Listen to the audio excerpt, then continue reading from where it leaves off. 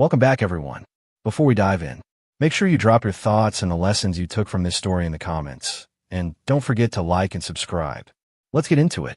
My fiancé's friends once joked that she had a backup fiancé if I ever messed up. Everybody laughed, including me. I remember actually thinking, smart. That is how the night started in my memory, but what I cannot forget is how it ended. Me walking over to the so-called backup, dropping the engagement ring into his hand, and saying, "Tag in, man. She is all yours." The silence in the room after that felt like the air had been sucked out of my apartment. My name is Daryl. I am 32 years old, and until recently I was engaged to Shanice, who is 29. We have been together for 4 years. For the last 18 months, we have been living together in my apartment in a mid-sized city in the Midwest. My name is the only one on the lease. I signed for the place years before she moved in, and nothing about that arrangement ever changed. It was always in my name, and I always pay the rent. We had gotten engaged 6 months before the night everything fell apart. The ring was actually a running joke between us. On a weekend trip, we had gone to a craft fair upstate in New York. There was a booth with handmade jewelry, hammered sterling silver bands, delicate little stones, everything lit by those warm market lights that make you feel like you were in a movie. Shanice's eyes landed on this simple sterling silver ring with a single clear cubic zirconia. It cost exactly $100. I remember telling her we could save for something more traditional, maybe a diamond from a regular jewelry store. Shanice laughed, squeezed my hand, and said she did not need a blood diamond. She said this ring felt like us, simple, practical, low drama. She insisted we buy it, and promised we would upgrade to something more expensive on our 5-year anniversary. I took that as a sign that she was grounded and not materialistic. I wore my pride around that ring like a badge.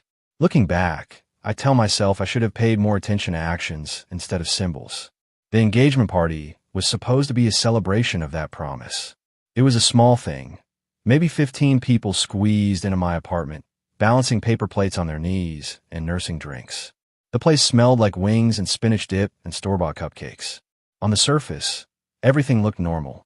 Shanice was glowing. She had on this soft, cream-colored dress that hugged her just right, her curls pinned up with little gold clips. But something fell off.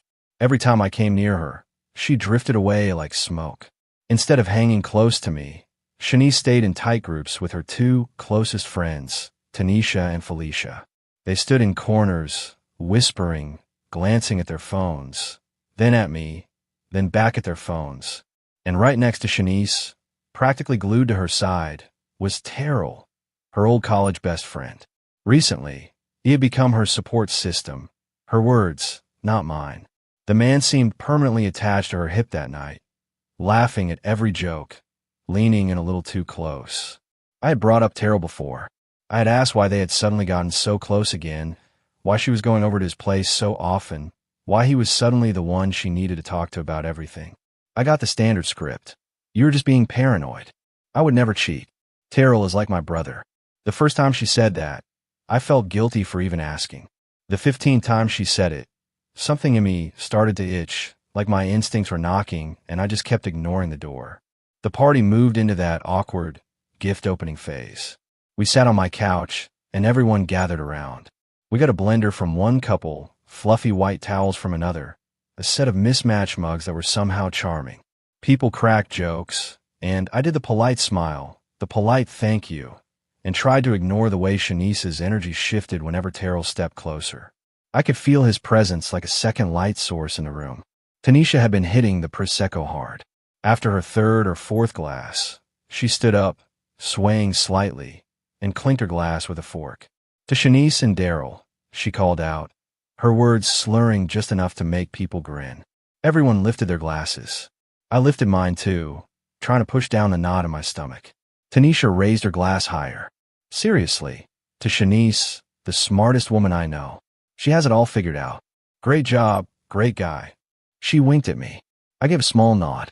Then Tanisha kept going. And she is so smart, she said. She even has a backup plan, right, Terrell? The room shifted in one breath. People laughed nervously, the sound flattening in the air. It was not really silent yet, but it was like everyone inhaled and forgot how to exhale. I looked over at Shanice. Her face was bright red, but she was not looking at me. She was looking at Terrell. and she was smiling. Not a nervous smile, not a horrified one, just a quiet, pleased little smile. Terrell, who should have been mortified if this were truly just an innocent joke, smirked and raised his glass toward her. "Always, Shanice," he said. The nickname he used for her made my stomach twist. Tanisha, somehow not catching the tension, kept rambling. "I always tell her, if Daryl ever messes up, you have Terrell on the bench, ready to go. That is our little joke." This time, the room really did go silent. The words just hung there between us, poisonous and bright. In that moment, every red flag from the past 6 months lined up in my head like soldiers on parade. The late nights she swore she spent with the girls, but her location, yes, we shared locations, showed her near Terrell's apartment instead. The way she suddenly started guarding her phone, flipping it face down whenever I walked into the room. The brother lunches that stretched into 3-hour outings. The way wedding venue talk had quietly died out without either of us saying why. It all clicked so fast that my ears started ringing. Everybody was looking at me, waiting for my reaction. I could feel his eyes bouncing between my face, Shanice's face, Terrell's smirk. So I gave them a reaction. I laughed. Not the awkward laugh you choke out when you're uncomfortable, but a big, loud, convincing laugh that I pulled from somewhere deep in my chest.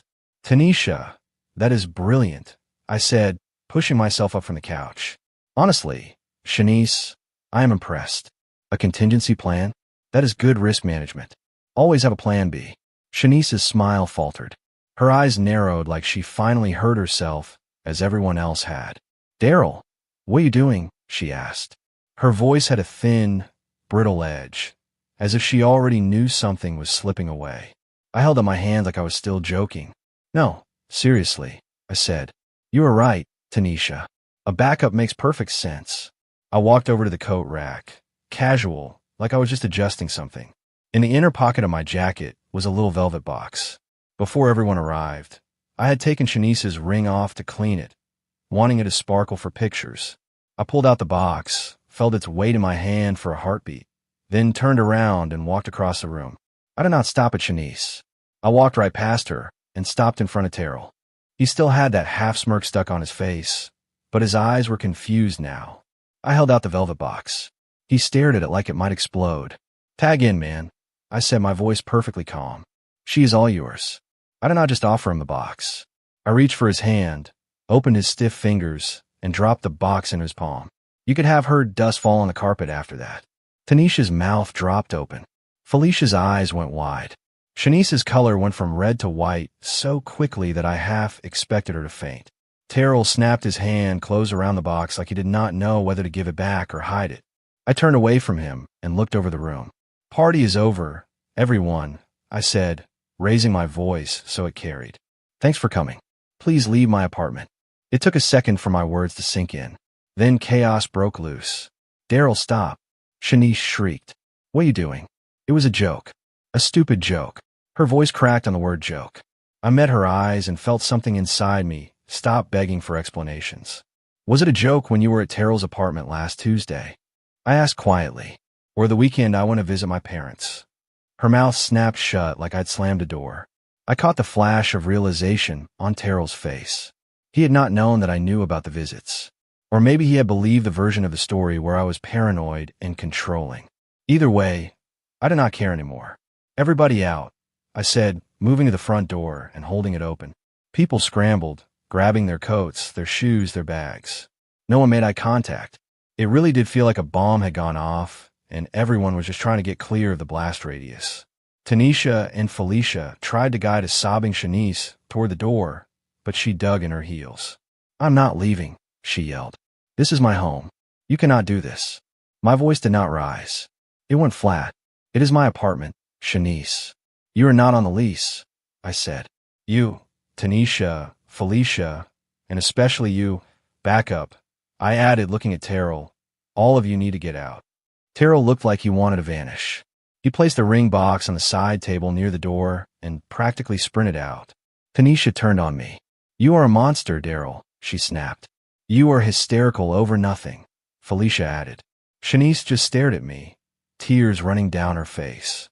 "You are throwing away 4 years over a joke," she whispered. I shook my head. "No, Shanice," I said. I am saving myself from a lifetime of being someone's plan A while they are auditioning plan B. Now get out. She finally stepped through the doorway. I closed the door, turned the deadbolt, and slid the chain across.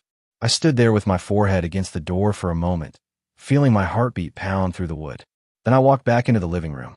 The engagement party had become a graveyard of half-eaten snacks, empty glasses, and torn gift wrap. The little ring box sat on the side table, exactly where Terrell had left it. I picked it up, but did not open it. I set it down again and sat on the couch, staring at nothing. My phone started vibrating almost immediately. Calls, texts, notification after notification. I turned the screen face down on the coffee table and let it buzz. About 10 minutes later, the pounding on the door started. Shanice's voice cut through the hallway, high and shrill. "Daryl, open this door. You are being insane," she shouted. Tanisha added a stream of insults. Felicia chimed in, calling me controlling and cruel. I sat there, staring at the ring box. After a few minutes, I heard a male voice join in. Terrell had come back with them.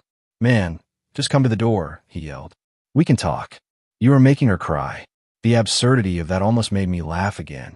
I walked into my bedroom, picked up my noise-canceling headphones from my desk, and slipped them over my ears. I turned on a video game and let the sounds of the game fill my head instead of their voices. 20 minutes of pounding, yelling, and sobbing blurred into the game soundtrack. Finally, I took off the headphones.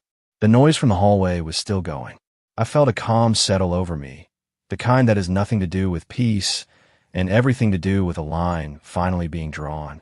I picked up my phone and called the non-emergency police line. I explained that I had just ended an engagement, that I had asked guests to leave, and that a group of intoxicated people were refusing to go and were banging on my door. I put the phone on speaker and set it on the side table close to the door. When the dispatcher's voice came through, "Sir, are you in immediate danger?" It was loud enough to be heard in the hallway. The pounding stopped instantly. I heard panicked whispering outside. "He is calling the cops," someone said. "We need to go. Shanice, come on. He is crazy." By the time I saw the flash of police lights through the window, the hallway was quiet. They were gone. I answered the officers' questions, told them the situation was under control now, and thanked them for coming. When I sat back down again, the apartment felt huge and hollow. My phone had turned into a glowing brick of notifications. I ignored it that night. I slept badly, waking up in the early morning to a dull headache and that heavy feeling in the chest that sits where hope used to live. When the sun finally came through the blinds, I gave up on sleep and picked up my phone. I started scrolling through the messages, one by one. There were more than 80 texts from Shanice alone, along with a string of missed calls. The tone swung wildly. "How could you do that to me in front of everyone? It was a stupid joke. You have serious trust issues. Then, fine. I am at Terrell's. Are you happy now? You drove me to him. Then, you are throwing away 4 years of memories." Another message said, "My mom is horrified. She cannot believe you would be so cruel. I am coming to get my stuff tomorrow. We're going to talk. You did not even let me explain. Terrell is just a friend. You twisted everything." Tanisha's texts were pure venom. "You are a psycho. Shanice is destroyed. She loves you. You are a monster. I hope you enjoy being alone. You are an insecure weirdo." Felicia's messages were similar. "You humiliated her for no reason. You ruined your own life." Even Terrell decided to weigh in. "Man, you really overreacted. It was a joke. You owe her an apology." Shanice's mother, Denise, had sent a long paragraph insisting Shanice was a good girl and telling me that whatever I thought happened, I was wrong and owed her a conversation. I did not respond to a single one of them. Instead, I blocked every number. Shanice, Tanisha, Felicia, Terrell, even Denise. One by one, I hit block. It felt cold. It also felt necessary. After that, I called a locksmith and scheduled a visit for 8 in the morning. The locksmith showed up on time, a quiet older man who did not ask questions. He replaced the deadbolt with a high-security one and swapped out the doorknob lock. I paid the $280, signed a receipt, and thanked him. When he left, I turned the new locks a few times just to hear the mechanism slide into place. That sound felt like reinforcement. Then I started packing. I grabbed every empty box I could find in the storage closet and from the recycling room. I went room by room. Every item that clearly belonged to Shanice went into a box. Clothes, shoes, hair products, makeup, chargers, notebooks, knickknacks, the fancy coffee mug she loved, the throw blanket she insisted we needed.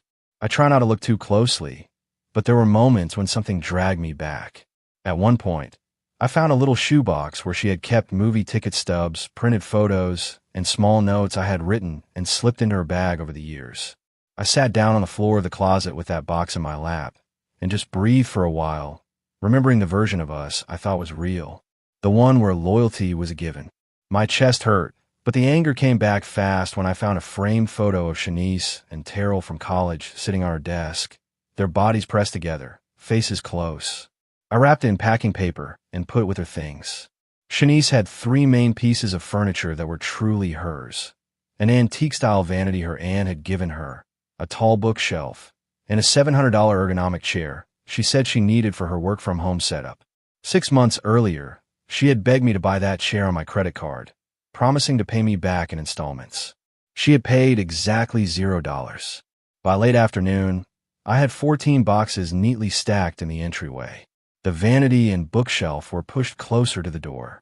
The apartment looked stripped in places, but it also felt clearer. I was tired and wired at the same time, so when the pounding on the door started again around 4 o'clock, I was almost expecting it. I checked through the peephole. Shanice stood there alone this time. Her hair was pulled back in a messy bun, and her expression had gone from pleading to furious. I opened the door with the chain still latched. She tried to shove it, but the chain caught. "Daryl, let me in," she snapped. "My key does not work." I kept my tone even. "I know," I said. "I changed the locks." Her eyes went wide. "You what? You cannot do that. This is my home. I have rights." I shook my head. "No, Shanice. It is my apartment. You are not on the lease," I said. "You are a guest here. I have decided that guest status has ended." She stared at me like she could not believe I was speaking out loud. "A guest? I have lived here for 2 years. You cannot just throw me out like this." "I can," I said. And I did. "We are broken up." Her face twisted. "You cannot break up with me over a joke," she yelled. "I am getting my stuff." I nodded toward the entryway behind me. "I have packed your personal belongings," I said. "They are in boxes by the door. You can schedule a time to pick them up. You will have 30 minutes. You can take what is in the entryway." "That is it? You pack my things?" she repeated, incredulous. "You are unbelievable. Open this door and let me in." I shook my head. "No," I said. "We will not be alone in this apartment again. You can schedule a supervised pickup. That is all." Color rushed into her face. "What about my furniture?" she demanded. "My vanity, my bookshelf, my chair." "The vanity is yours," I said. "It was a gift from your aunt. The bookshelf is yours. The chair," I paused on purpose. "The chair is the one I paid $700 for. You agreed to pay me back and did not. When you pay me the $700 you owe me, you can have a chair." Her mouth fell open. "That is extortion. You are stealing from me. That is my work chair. I need it." "Then you should have paid for it," I said. "Or maybe not had a backup fiancé." She glared at me, eyes wet with angry tears. "I will call the cops," she threatened. "I will tell them you are stealing my property." I shrugged. "Please do," I said. "I will happily show them the lease and the credit card statement. I will explain how your joke got you kicked out. Go ahead. I will wait." She stared at me for a long moment, breathing hard, then spun around and stormed off down the hallway, already dialing her phone. 2 days later, there was another knock on my door. This time, when I looked through the peephole, I saw 2 uniformed police officers standing there. Behind them, down in the parking lot, I could see Shanice and Terrell by their car, staged like a sad little scene, her looking distressed, him doing the supportive shoulder touch. I took a slow breath, opened the door, and stepped back. "Sir, we received a call about a domestic dispute," the older officer said. "A Ms. Shanice claims you locked her out and are refusing to return her property." "There is no dispute," I replied calmly. "She is my former fiancée. I ended the relationship last week and asked her to leave. She is not on the lease and does not live here. She left her belongings, which I have packed and stacked in the entryway." From the parking lot, Shanice's voice floated up faintly. "He stole my stuff. He has my expensive chair." The younger officer looked at me. "Sir, if she is a legal resident, you cannot change the locks and keep her out. That would be considered an illegal eviction." I nodded. I understand, I said. That is why I have my lease right here. I handed over the printed copy, my name the only one listed as tenant. Her driver's license and bills go to her parents' house. I added. She never legally established residence here. The younger officer scanned the lease. The older one glanced at Shanice, then back at me. She does have property in the apartment, he asked. Yes, I said, stepping aside so they could see the boxes. 14 boxes, plus a vanity and a bookshelf. I have repeatedly offered to let her schedule a pickup. She has refused unless I give her full access to the apartment, which I am not comfortable with. He is lying. Shanice shouted from below. He is keeping my work chair. It costs $700. The younger officer sighed. Sir, what about the chair? He asked. The chair is a disputed item, I said. I handed him a copy of my credit card statement with the chair purchase highlighted. I bought it. She agreed to reimburse me and never paid a cent. I told her she can have it as soon as she pays the $700 she owes. Until then, as far as I am concerned, it is my chair. The rest of her things are here and ready to be taken. The officers exchanged a look. The older one spoke into his radio. Dispatch, this is a civil matter. Property dispute, he said. Then he turned back to me. We cannot force you to give her the chair, he explained. That is for small claims court. But we can supervise a civil standby, so she can retrieve her undisputed property. Are you okay with that? Absolutely, I said. Thank you. They went down to get Shanice and Terrell. The next 20 minutes were some of the most uncomfortable of my life. The two officers stood in the doorway. I waited in the living room. Shanice and Terrell walked back and forth, trip after trip, carrying out boxes, the disassembled bookshelf, the vanity. Shanice sobbed loudly the entire time, hiccuping, shaking, making sure every tear was heard. Terrell kept casting angry looks in my direction, as if I had somehow tricked him into all of this. As Terrell picked up the last box, he muttered, You are a real piece of work, man. Just give her the chair. I kept my face neutral. You are welcome to send me $700 via payment app and take it yourself. Back up, I said. The older officer let out a short bark of surprised laughter. Terrell's face went red. He grabbed the box and stalked out. This is not over, Daryl, Shanice choked. You are a thief. Okay, Shanice, I said calmly. Have a good evening. I closed the door once the officers left. For a brief moment, I thought that might be the end of it. The apartment was quieter, emptier, but I could finally walk from room to room without seeing her things everywhere. I went back to work, tried to reestablish a routine. Then a few days later, my phone rang in the middle of an afternoon conference call. I checked the caller ID. It was my landlord, Leon. I stepped off the call and answered. Hey, Leon, everything okay? I asked. His voice had that hesitant tone that sets your nerves on edge. Hey, Daryl, he said. This might be nothing, but I wanted to check in. Is everything all right over there? Yeah, I replied slowly. Why do you ask?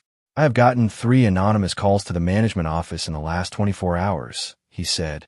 All from so-called concerned tenants. My stomach dropped. Concerned about what? I asked. Leon sighed. The first call was about constant screaming and arguments coming from your unit, he said. The second one claimed there was a strange chemical smell coming from your vents. The third said there might be illegal drug activity in your apartment, and that a lot of strange men have been coming and going. I leaned back, staring at the ceiling. I live alone, work a 9-to-5 job, and have a pretty boring social life. The accusations were laughable and terrifying at the same time. Leon, you know me, I said quietly. I have been a tenant here for 5 years. You have never had a single issue with me. I know, he said. You pay on time. No noise complaints. No damage. But the corporate office gets nervous when they hear the words drug activity. They have already told me I have to schedule a formal unit inspection next week. And if they get one more complaint, they're going to push for an eviction notice under the community safety clause. My chest tightened. This was no longer about a relationship gone bad or a chair. This was about my home, my record, my future. Leon, it is my ex, I said. She is angry because I broke things off and made her move out. She is retaliating. He exhaled again. I figured it might be something like that, he said. I believe you. I really do. But I have to follow procedure. There will be an inspection. And whatever this is, I need you to make it stop. I do not want to lose you as a tenant, but corporate will go over my head. After we hung up, I sat on the edge of my bed, legitimately scared for the first time. I'm not rich, but I am not naive. Anonymous accusations about drugs can follow you, even if they are completely false. I needed help. I looked up a local law firm and booked a 1-hour consultation for the next morning. It cost $350, and I paid it without hesitation. The next day, I sat in a quiet office across from an attorney named Carla Wallace. I told her everything. I started with the engagement party, the backup joke, the ring in Terrell's hand, the way Shanice and her friends had harassed me at my door, the police call that first night. I explained about the second police visit, the chair dispute, and now the false reports to my landlord.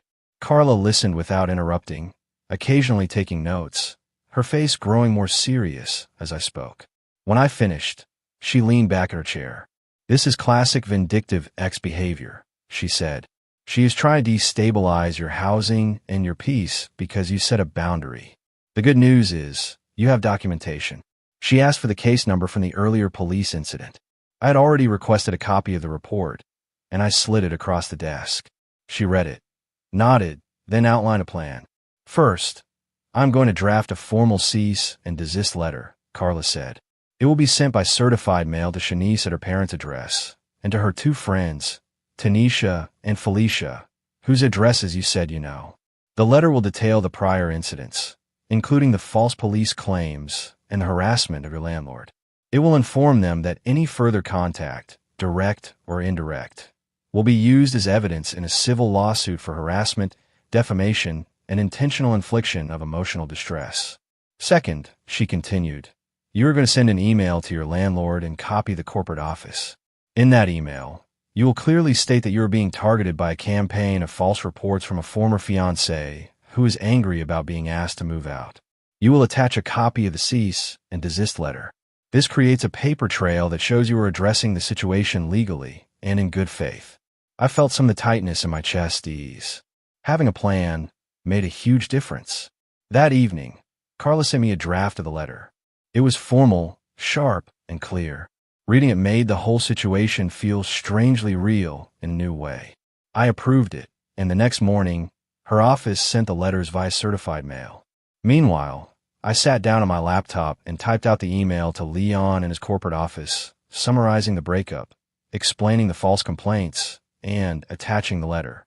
Within a few hours, I received a polite reply from corporate acknowledging the information and stating that the matter of the anonymous reports would be handled as a closed issue once the inspection was complete. The inspection took place the following week.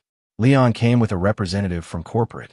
They walked through my apartment, checking vents, cabinets, closets, and the balcony. The place was clean. No damage. No strange smells. No suspicious activity. Just an ordinary one-bedroom apartment occupied by someone who spends too much time working and scrolling on his phone. The corporate representative thanked me for my cooperation and left. Leon stayed behind for a second, apologized for the hassle, and told me he believed me from the start. After the cease and desist letters went out, something changed almost immediately. The anonymous calls to management stopped. The text messages stopped. The emails stopped.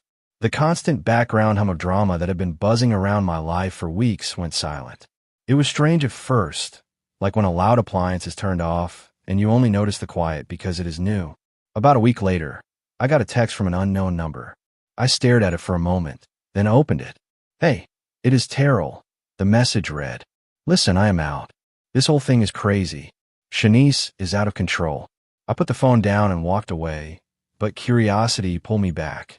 Another text came through. "She has been staying with me, and she is a nightmare. She wanted me to call your landlord again and say I saw you with a gun. I'm not doing that. I'm not getting arrested for her. I told her to leave. I am done. Sorry for my part in this." I typed out 3 or 4 different replies, some sarcastic, some furious, one that was just a simple okay, but I deleted each one. In the end, I did not respond at all. There was nothing to say. The moment taking her side required any real risk. He folded. The backup plan was strong enough to smirk at an engagement party, but not strong enough to stand up to serious consequences. Life settled into something like normal after that. I went to work, came home, cooked for one, and started to remember what it felt like to sit in my own living room without waiting for some new crisis to hit my phone. I thought the final chapter of this whole mess had already been written. Then, one evening about 2 months after the engagement party, my phone rang with an unfamiliar number. I almost let it go to voicemail. For some reason, I picked up. "Hello," I said. There was a brief pause, then a woman's voice. "Daryl, this is Denise," she said. "Shanice's mother." My pulse jumped. "Denise," I replied carefully. "I'm surprised to hear from you." "Yes, well," she began, the words tight. "I know things ended badly between you and Shanice. I'm not calling to argue about that." "All right," I said. "What can I do for you?" She hesitated, then sighed. "Shanice is not doing well," she said. "She had to move back home. Terrell was not good for her. She's trying to get her freelance work going again, but her back is giving her trouble. She cannot sit at a regular desk chair for very long. That ergonomic chair you have, she says it is the only one that has ever helped her. She says you were just keeping it out of spite." I almost laughed at the sheer nerve. "I am sorry to hear her back hurts," I said. "That is unfortunate." Denise pushed forward. "She told me you refused to give it back," she said. "She said you were holding it over her head." I kept my voice even. "I am keeping it because I paid $700 for it on my credit card," I said. "She agreed to reimburse me and never did. I am not donating a $700 chair to someone who tried to get me thrown out of my home and spread lies about me." There was a long, frustrated exhale on the other end.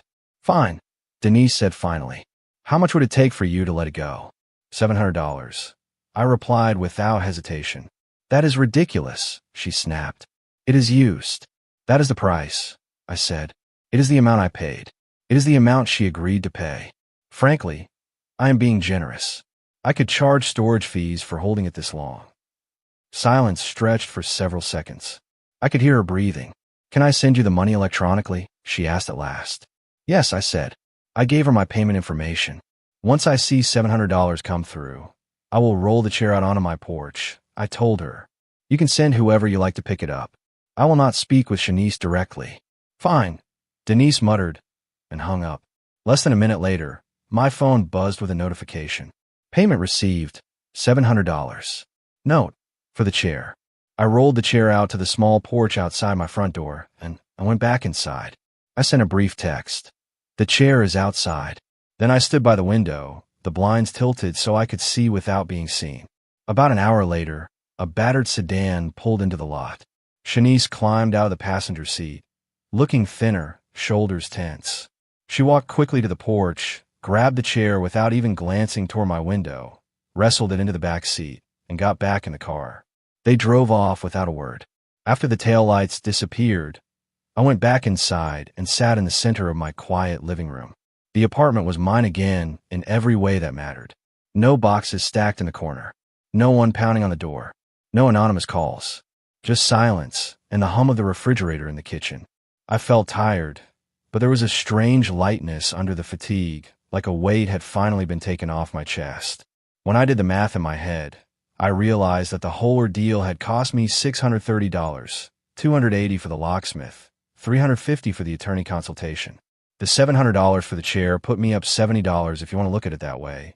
But the real cost had never been the money. It had been the months of feeling like I was losing my grip on reality, wondering if my instincts were wrong, if I was unfair, if I was crazy.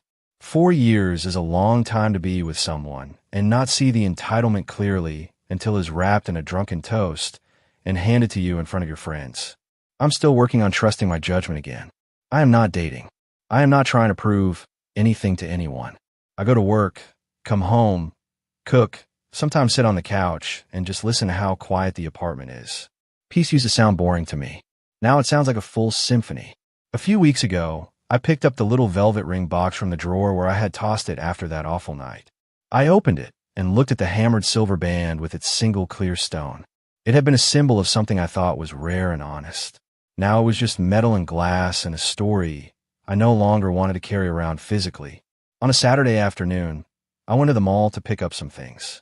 Near one of the exits, there was a small donation bin for old jewelry, with a sign about repurposing metals and stones for charitable causes.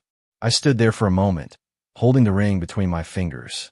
Then I dropped it into the slot and listened to the faint clink as it landed among other forgotten promises. I walked out into the parking lot with empty hands.